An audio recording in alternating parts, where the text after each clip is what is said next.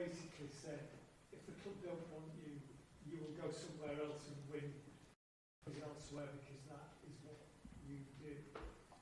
Is that the kind of self-belief that made you think you would be okay no matter what decision was made about your future? So that's what I did all my career. And I believe in myself. And it's always coming from good vision, good strategy, and hard work. And then finally you get a reward. And we had to wait very long last season, but by the end we got the reward.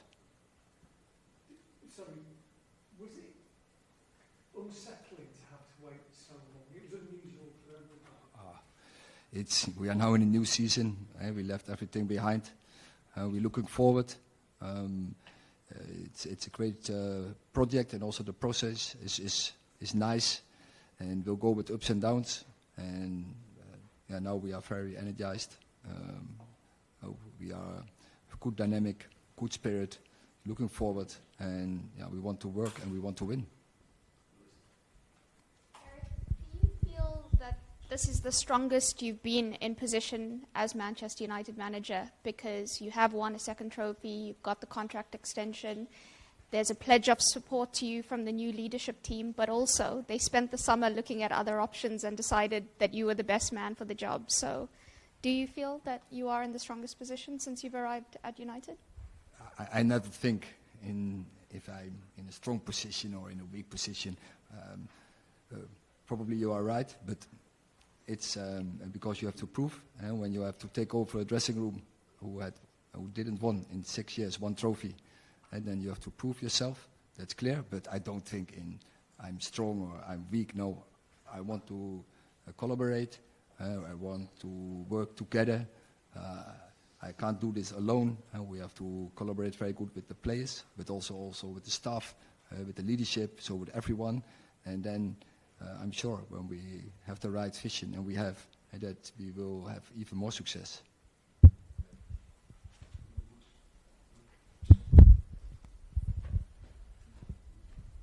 Hi, Erik. You ended last season on a high, beating Manchester City to win the FA Cup, and showed that you can beat the very best team, arguably, in Europe, certainly in England at the moment. But what is a realistic expectation for Manchester United fans for the coming season? Because I know in the interview you did with AD, I think you still said you were some way behind them. What can fans reasonably expect from the team next season? So we proved we can beat the best team, and not only one time, but now we did it twice, but also the other games against them were very close. You see that also in the data opportunity scores from winning, and also there was the game in the final as well. It was a deserved win, but also other games we could have won. And so you are capable of it, but our challenge is to do it consistent, and that is what we have to work for. Hi, Erik. You've obviously strengthened the squad with 2 players already, and I know you've spoken about the need for quality and quantity. Is there a specific number of signings that you want to have over the next 5 weeks? No, I want just strong of the squad, as strong as possible. But do you think, I mean, obviously you salvaged the season with that great FA Cup win, but with the league form, the Champions League form, would there be a slight concern having a relatively similar squad to last season? Do you think there needs to be quite a lot of changes? No, we already had very good two buys, and so when everyone is fit, we have a team who can beat everyone. But also the squad depth, we have to catch up. We know that because we had injuries, we are vulnerable, and we have to avoid this by first get less injuries, picking up less injuries, and second, our squad has to be that good in the depth, and of course the quality we have, but in the depth we have to catch up, and even more because this will be a season survival of the fittest. Hi, Erik. Marcus had a disappointed season by his high standards last year. What gives you confidence that will be a one-off, and how much do you think Ruud van Nistelrooy's addition to the staff will help him and the strikers? Last point is clear, and that is a reason why he's here, but not only for the strikers. He's much more than this. But Rashford, he can only prove himself, and he is capable of it. He scores so many goals, and already on a relative young age, so many goals. So he's capable of it, and I'm confident and 100% believe he can do the same as 2 years ago. Hi, Erik. Hi. Mason Mount had a really difficult season last season, obviously with loads of injuries, as did we have with so many other players. What's his best position, and what sort of attributes do you think he possesses, and how big of a season is this for him, and how are you looking to use him in our midfield? You can't judge his season because he was injured, so don't judge him because he was injured. But when he's fit, he will be a very good player for us, and we can use him versatile. And you need in the squad, you need certain types you need in the squad. You need the leaders, you need the team players, you need individuals, multifunctional players, and definitely he is one of the players. He can play in several positions, and I'm sure he will help the team. Hi, Erik. All right. Sorry. Hi, Livet Rubalcaba, Fox Deportes. You're about to play in one of the biggest and most important stadiums here in the United States. And for most of the people attending, this will be the closest thing they'll get to experience a Premier League match. What does that mean to you to be able to bring that experience to all of them? We are very pleased to be here to bring, I think, top Premier League football to LA.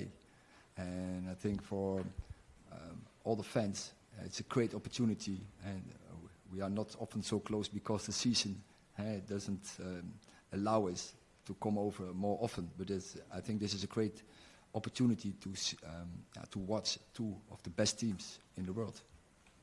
And lastly, just based on that, we're all expecting it to be a great match tomorrow. Are you guys taking it just as another friendly, or is there more in stake? We are top spotters, and we want to win. We want to win every game, and especially when we play Arsenal. I mean, Arsenal, same approach they will have against us. So, it's a good test for both of them. But I'm sure both are very eager to win the game. Hi, Erik. Can I ask you about the new coach who's just been appointed, Andreas? Why the decision's been made? What qualities you expect to bring? So when we assessed, when we did a review of the staff, we did some profiling, what we want to fill in, and what he will do. He will working in areas as individual development, in winning culture, and in set plays area. So that is his job, and I think we are very pleased with him in our team, and we're looking forward to have him here. Erik, the football leadership team are over here in the main. It feels like a good opportunity to get to understand each other in working practices when you're all over here together. I just wondered if that's your impression so far, and how do you see it going from here on in? Yeah, so far you see a new dynamic. You see a lot of energy in the team, and after a season ending in a high, that's again very good to see. And we want to gather more trophies, and therefore we are starting a footballer, and that is what we are aiming for this season.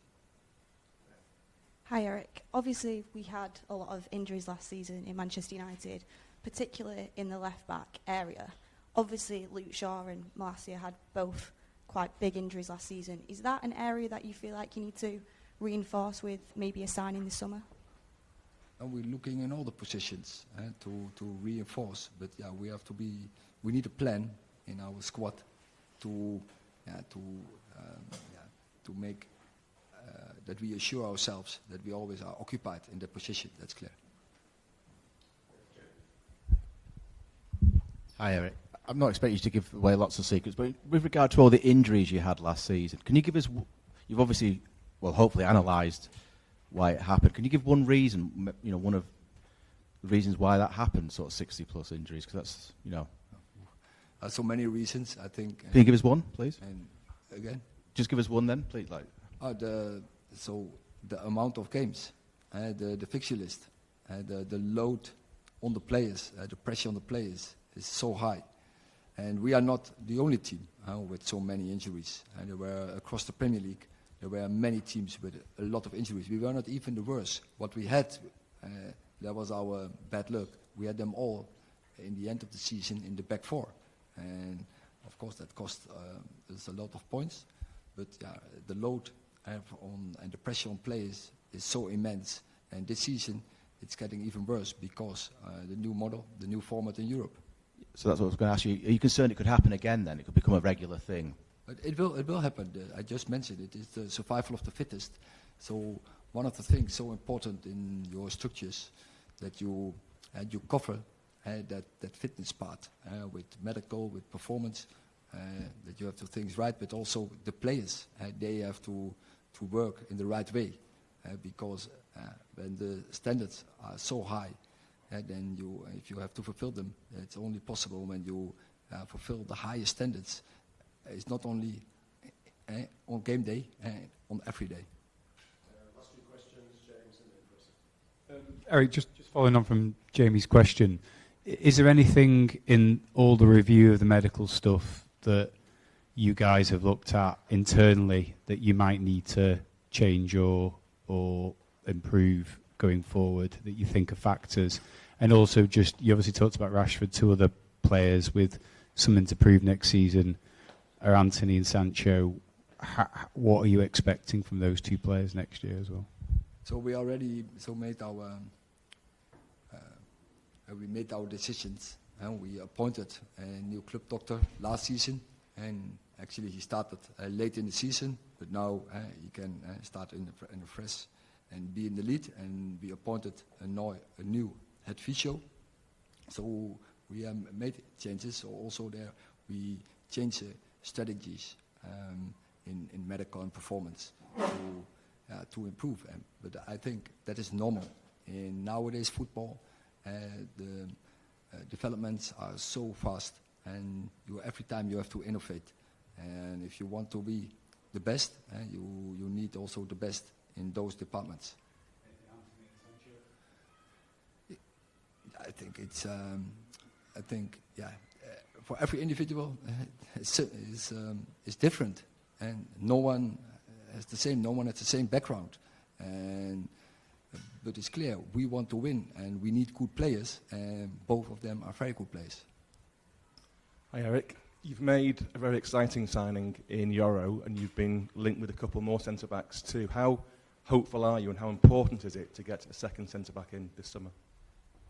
I think we are occupied, but we work continually, and I think the good thing, we already signed 2 players, but I think it belongs to a club as Manchester United that you're always looking if the opportunity is there for better, and we still have time till the 31st of August.